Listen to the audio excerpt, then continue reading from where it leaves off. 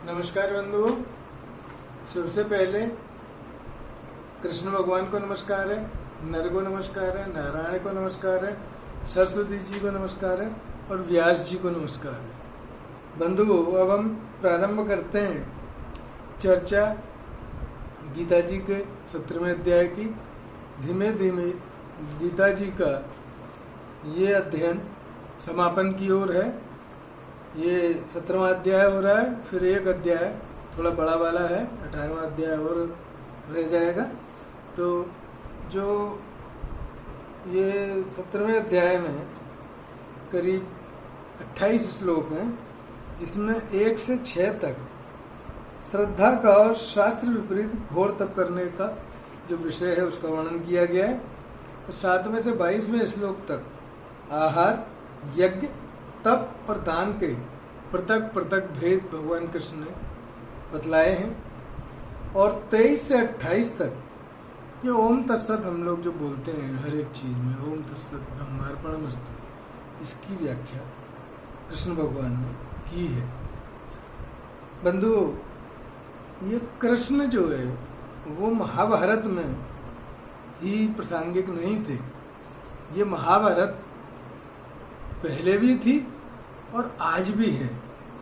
और इस महाभारत को हमारे मन के अंतर्गत भी एक महाभारत चलती रहती है। हमारे अंदर भी जो वृत्तियां हैं, उन वृत्तियों में आपसी खींचातान चलती रहती है, मन में कन्फ्लिक्ट होते हैं। तो इसी तरीके से हमें अपने मन की महाभारत को भी जीतना है। जब हम अपने मन की महाभारत को जीत लेते हैं, तभी हम बाहर की महाभारत को जीतने में समर्थ होते हैं। तो बंधु, कृष्ण हमारा आत्मा है। ये जो है कृष्ण भगवान क्या है? रथी है। ये हमारा आत्मा है, कृष्ण आत्मा है। और जो हमारा भ्रमित चित्त है वो अर्जुन है। और जो शरीर है वो रथ है, इंद्रियां इसके घोड़े हैं, बुद्धि इसकी लगाम है। और जो इन सब चीजों को, इस लगाम को कस के जब हम इस भगवान के वचन को सुन के उस पे कर्मयोग, भक्ति योग, राजयोग और ज्ञान योग, इन चारों योग का जिस तरीके से हम कोई यात्रा करते हैं, तो उसमें कहीं हम पैदल जाते हैं, कहीं सड़क मार्ग से बस में जाते हैं, कहीं ट्रेन से जाते हैं, कहीं समुद्र के रास्ते जाते हैं, कहीं हवाई जहाज के रास्ते जाते हैं। और स्पेस में जाना होता है तो हम रॉकेट में, अंतरिक्ष के रास्ते जाते हैं। इसी तरीके से हमारी यात्रा जो जीवन की है वो इन चारों जो ब्रांच है, कर्मयोग, भक्ति योग, ज्ञान योग और राजयोग, इन चारों अंगों का पालन करके जो बुद्धिमान व्यक्ति है वो इन चारों का सहारा लेके आगे चलता है। और श्री कृष्ण भगवान ने इन चारों चीजों को इसमें समावेश किया है। सारे ग्रंथों का सार जो है भगवान ने इसमें उड़ेल दिया है। तो भगवान जो है अर्जुन से बोल रहे हैं कि हे कृष्ण, जो मनुष्य शास्त्र विधि को त्याग कर श्रद्धा से युक्त हुए देवादि का पूजन करते हैं, उनकी स्थिति फिर कौन सी है? सात्विकी है अथवा राजसी है या तामसी है? हाँ, तो एक स्वाभाविक प्रश्न पूछा है कि भगवान किसी पे शास्त्र विधि नहीं आती है, लेकिन वो बड़ी, अगर वो कर रहा है श्रद्धा पूर्वक, कोई यज्ञ कर रहा है, कोई जो पूजन कर रहा है, तो उसका जो है वो क्या स्थिति है? राजसी होगा वो, सात्विकी होगा, तामसी? तो भगवान बोलते हैं कि मनुष्यों की वह शास्त्रीय संस्कारों से रहित केवल स्वभाव से उत्पन्न श्रद्धा सात्विकी और राजसी और तामसी, ऐसे तीनों प्रकार की होती है। तो भगवान कह रहे हैं कि शास्त्र विधि अगर नहीं भी उस पर आ रही, लेकिन उसकी जो श्रद्धा है, अगर वो श्रद्धा पूर्वक कर रहा है, तो श्रद्धा भी सात्विकी, राजसी और तामसी तीनों प्रकार की होती है। उसको तू मुझसे सुन। भगवान अब ये तीनों प्रकार की श्रद्धा सुना रहे हैं। हे भारत, सभी मनुष्यों की श्रद्धा उनके अंतःकरण के अनुरूप होती है। यह पुरुष श्रद्धा में है, इसलिए जो पुरुष जैसी श्रद्धा वाला है वह स्वयं भी वही है। भगवान कह रहे हैं कि भाई जैसी जिसकी श्रद्धा होगी उसके अनुरूप वो बरतेगा और उसी के हिसाब से उसको फल मिलेगा। हैं? और क्यों? क्योंकि जैसा अंतःकरण होगा वैसी ही उसकी श्रद्धा होगी। सात्विक पुरुष देवों को पूजते हैं, राजस पुरुष यक्ष और राक्षसों को तथा अन्य जो तामस मनुष्य हैं वे प्रेत और भूत गणों को पूजते हैं। भगवान कह रहे हैं जो सात्विक पुरुष है वो किसको पूजते हैं? देवताओं को, ऋषि मुनियों को, गुरुओं को। और जो राजसी हैं, राजसी कौन है भाई? रजोगुण की प्रधानता जिनमें होती है, जो फलाकांक्षी लोग हैं वो यक्ष और राक्षसों की पूजा करते हैं, और जो तामसी लोग हैं जो मूल बुद्धि वाले लोग हैं वो किसको, भूत और प्रेतों की पूजा करते हैं। जो मनुष्य, अब जो कह रहे हैं कि आसुरी प्रकृति वाले का वर्णन भगवान कह रहे हैं, जो मनुष्य शास्त्र विधि से रहित केवल मन कल्पित घोर तप को तपते हैं तथा दंभ और अहंकार से युक्त एवं कामना आसक्ति और बल के अभिमान से भी युक्त हैं, जो शरीर रूप से स्थित भूत समुदाय को और अंतःकरण में स्थित मुझ परमात्मा को भी क्रश करने वाले उन अज्ञानियों को तू आसुर स्वभाव वाले जान। अब भगवान कह रहे हैं कि भाई जो व्यक्ति शास्त्र विधि को जानता नहीं है, छोड़ दिया उसने, मन ने अपने मन माना, घोर तपस्या कर रहे हैं किसी का अनिष्ट करने के लिए, किसी का बुरा करने के लिए, बहुत घमंड से, बहुत कामना को लेके, मन में कोई कामना है, आसक्ति और बल के मैं ये करूंगा इतने दिन का, ऐसे करके और मैं ये चीज हासिल करूंगा, जो शरीर रूप से स्थित मुझ भूत समुदाय को, शरीर को भी कष्ट दे रहे हैं कठिन तप से, शारीरिक तप से, और अंतःकरण में स्थित मुझ परमात्मा को अब दूसरों का बुरा सोच रहे हैं, अनिष्ट करने के लिए कर रहे हैं। तो भगवान कह रहे हैं कि अंतर्यामी रूप से तो हर एक में मैं ही हूँ, तो वो मुझको भी क्रश करने वाले, मुझको भी कष्ट देने वाले हैं। उन अज्ञानियों को तू आसुर स्वभाव वाले जान। आसुर प्रकृति के लोग इस तरीके के होते हैं, उन्हें तू आसुर प्रकृति वाले जान। भोजन भी सबको अपनी अपनी प्रकृति के अनुसार 3 प्रकार का प्रिय होता है, वैसे ही यज्ञ, तप और दान भी 3 प्रकार के होते हैं। उनके इस पृथक पृथक भेद को तू मुझसे भूल। अब भगवान कह रहे हैं भोजन भी 3 तरह का होता है, सात्विकी, राजसी और तामसी।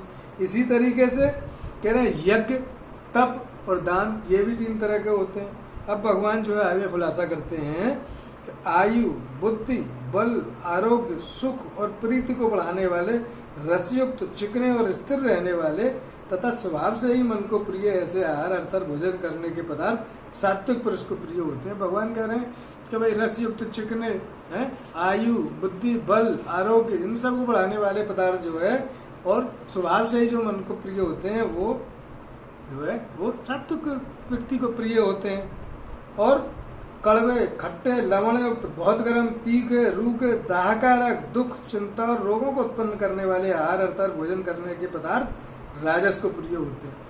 अब जो सात्विकी जो पदार्थ हैं उनसे क्या है कि व्यक्ति जो है स्वास्थ्य भी अच्छा है, मन भी अच्छा है और सात्विकी प्रवृत्ति बनी हुई है उसकी। दूसरे जो राजसी लोग हैं वो कड़वे, खट्टे, लवणयुक्त, बहुत उसमें जो है नमक भी ज्यादा डाल लिया, मसाले भी ज्यादा डाल लिए, बहुत गर्म, बहुत तेज जो है, जो कि दाह आ रहे हैं, जलन पैदा कर रहे हैं, खाने में भी परेशानी और बाद में भी परेशानी।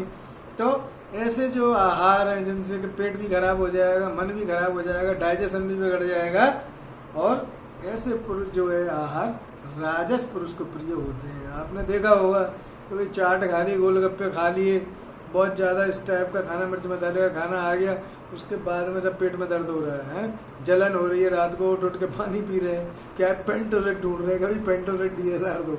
तो ये जो चीज है ये भगवान कह रहे हैं कि भाई ये जो है राजसी पुरुष को प्रिय होते हैं। तो इस तरीके के भोजन से तरह तरह के रोग उत्पन्न होते हैं, मनोविकार भी पैदा होते हैं और जो शारीरिक भी होते हैं। जो भोजन अधपका, रस रहित, दुर्गंधयुक्त, बासी और उच्छिष्ट है तथा जो अपवित्र भी है वह भोजन तामस पुरुष को प्रिय होता है। अब अधपका जो है क्या है कि जो है ढंग से पका हुआ भी नहीं है, रस रहित है, कोई जो है रुचि का नहीं है, दुर्गंधयुक्त, बासा भी है, फर्मेंटेशन हो गई उसी को खा रहे हैं, और गंदा संदा है, कोई जो है बनाने में और परोसने में कोई जो है पवित्रता का ध्यान नहीं रखा गया है, इन्फेक्टेड भी हो गया, कहो वो बीमार हो जाए, वो भोजन तामस पुरुष को प्रिय होता है। हाँ, फिर क्या है, जो शास्त्र विधि से नियत यज्ञ करना ही कर्तव्य है, इस प्रकार से मन को समाधान करके फल न चाहने वाले पुरुषों द्वारा किया जाता है वह सात्विक है।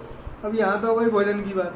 अब भगवान कह रहे हैं यज्ञ भी, कभी जो यज्ञ जो है अपना कर्तव्य समझ के बिना फल की आकांक्षा लेके कर्तव्य के हिसाब से शास्त्रीय विधि से जो किया जाए वो सात्विक है। परंतु हे अर्जुन, केवल दम्भाचरण के लिए तो फल को भी दृष्टि में रखकर जो यज्ञ किया जाता है उस यज्ञ को तू राजस जान।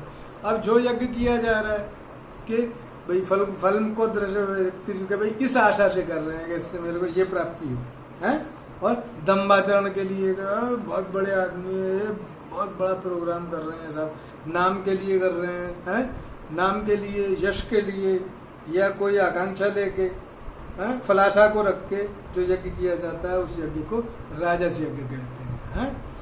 तो फिर भगवान कहते हैं तामस यज्ञ के बारे में बताते हैं, शास्त्र विधि से हीन, अन्नदान से रहित, बिना मंत्रों के, बिना दक्षिणा के और बिना श्रद्धा के किए जाने वाले यज्ञ को तामस यज्ञ कहते हैं। अब भगवान कह रहे हैं कि भाई जिस यज्ञ में न तो मंत्रों का उच्चारण है, न किसी को जो है वो मान सम्मान किया गया है, और किसी का नुकसान पहुंचाने के लिए बिना श्रद्धा के लिए जो तामस यज्ञ करा जाता है, जो बहुत सी क्रियाएं इस टाइप की होती हैं जिनमें किसी का नुकसान करने के लिए मारण, मोहन, वशीकरण, तमाम तरीके की इस तरीके की चीजें होती हैं जो कि लोग करी जाती हैं। तो ये सब जो है तामस यज्ञ में आते हैं और उनसे बहुत नुकसान होता है। देवता, ब्राह्मण, गुरु और ज्ञानी जनों का पूजन, पवित्रता, सरलता, ब्रह्मचर्य और अहिंसा या शरीर संबंधी तप कहा जाता है। अब शरीर संबंधी तपस्या क्या है कि भाई आप अपने गुरुजनों का आदर करें, बड़ों का आदर करें, समाज में जो है बुजुर्गों को सम्मान दें, और जो विद्वान हैं, जो उच्च पद पे आसीन है, जो अच्छे कार्य में लगे हुए हैं, उनका सम्मान करें। और सरलता, ब्रह्मचर्य, ब्रह्मचर्य बोलते हैं कि चिंतन धारा जो तुझे पहुंचाए निर्धाम, चित्र माना उसी में तू ब्रह्मचर्य को जान। ब्रह्म संबंधी यानी सत्यनिष्ठा के विचारों में निमग्न रहना है, ईश्वर के विचारों में, संसार के कल्याण के विचारों में, प्रोग्रेसिव विचारों में निमग्न रहना, यही ब्रह्मचर्य है। और अपना रेस्पेक्टेबल जो टीचर हैं, गुरु हैं, उन सब का आदर करना, इसको बोलते हैं शरीर संबंधी तप। फिर है जो उद्वेग न करने वाला, प्रिय और हितकारक एवं यथार्थ भाषण है, तथा जो वेद शास्त्रों के पठन एवं परमेश्वर के नाम जप का अभ्यास है, वही वाणी संबंध। अब जो शरीर संबंधी, शरीर की सेवा हो गई, शरीर का तप हो गया। वाणी से क्या है, जो उद्वेग न करने वाला है, कभी किसी को विचलित नहीं करने वाला, ऐसी वाणी बोल रहे हैं जिससे किसी को तकलीफ न हो, उद्वेग न हो, और प्रिय हो और यथार्थ हो, सत्य भाषण हो। तथा जो वेद शास्त्रों के पठन पाठन का और परमेश्वर के नाम जपने का जो अभ्यास है, जैसे मंत्र का जाप कर रहे हैं, शास्त्र पढ़ रहे हैं, तर्क वितर्क कर रहे हैं, शास्त्रार्थ कर रहे हैं, और वही जो है वाणी संबंधी तब कहा जाता है। मान लीजिए कहीं विवेचना चल रही है या जो है शास्त्रार्थ चल रहा है, चर्चा हो रही है, तो ये वाणी संबंधी तब है। भगवान के नाम का कीर्तन हो रहा है साहब, रामायण हो रही है, भागवत हो रही है, गीता जी का पाठ हो रहा है, ये क्या है, ये हो गए यज्ञ है, ये भी ठीक है, वाणी संबंधी यज्ञ हो गया, वही वाणी संबंधी तब कहा जाता है। फिर है मन की प्रसन्नता, शांत भाव, भगवत चिंतन करने का स्वभाव, मन का निग्रह और अंतःकरण के भावों की भली बात पवित्रता, इस प्रकार है मन संबंधी तप कहा जाता है। ये मानस तप है कि चित्त प्रसन्न है, न सुख न सुखी न दुख न दुखी, एक समरस है और मुदित मुद्रा है, मुदित है। योग की सिद्धि हो जाती है, ईश्वर की प्राप्ति हो जाती है, तो मुदिता की जो है प्राप्ति होती है। सबसे बड़ी सिद्धि मुदिता है। मुदिता का मतलब ये रहता है कि चित्त का प्रसन्न रहना, हर हाल में खुश रहना है। सो मन की प्रसन्नता, शांत भाव हो जाना, भगवत चिंतन करने का स्वभाव, मन का निग्रह, मन को जो है अपना निग्रह करके, समीक्षा करके और मन को अपने कंट्रोल में रखना, और अंतःकरण के भावों की भली पवित्र जो है हमारा अंतःकरण हो जाए, मन के मानस तप हो गया। फिर है कि फल को न चाहने वाले योगी पुरुषों द्वारा परम श्रद्धा से किए हुए उस पूर्वक तीनों प्रकार के तप को सात्विक कहते हैं। अब भगवान कह रहे हैं कि शरीर का तप, वाणी का तप है, और जो है वो मन का तप। तो मन वचन कर्म से मन का, शरीर का और वाणी का, इन तीनों का जो तप है वो जो है श्रद्धा पूर्वक कल्याण के लिए अगर किए जाते हैं तो ये जो है इनको सात्विक कहते हैं। जो तप सत्कार, मान और पूजा के लिए तथा अन्य किसी स्वार्थ के लिए भी स्वभाव से या पाखंड से किया जाता है, वो अनिश्चित एवं क्षणिक फल वाला तप है, राजस कहा गया। अब जो फलाकांक्षी, ये तो जो है निस्वार्थ भाव से परमार्थिक दृष्टि से किए गए हैं। जो स्वार्थ की दृष्टि से किए जाते हैं, जो यज्ञ कार्य हैं और जो तपस्या की जाती है, जो तप के कार्य जो है वो फल को ध्यान में रख के, अभिमान से और स्वार्थ के लिए और पाखंड से किए जाते हैं, वो क्या है, वो क्षणिक फल देने वाले होते हैं, उनको जो है राजस तप बोलते हैं, राजसी तप है। जो तप मूर्ता पूर्वक हट से, मन, वाणी और शरीर की पीड़ा के सहित अथवा दूसरे का अनिष्ट करने के लिए किया जाता है, वह तब तामस कहा जाता है। तामस तब क्या है कि ये दूसरे का नुकसान करने के लिए बहुत सारे अघोरी और ये बहुत सारी ऐसी जो भूत प्रेतों की जो है सिद्धियां प्राप्त करके लोग दूसरों का नुकसान करते हैं।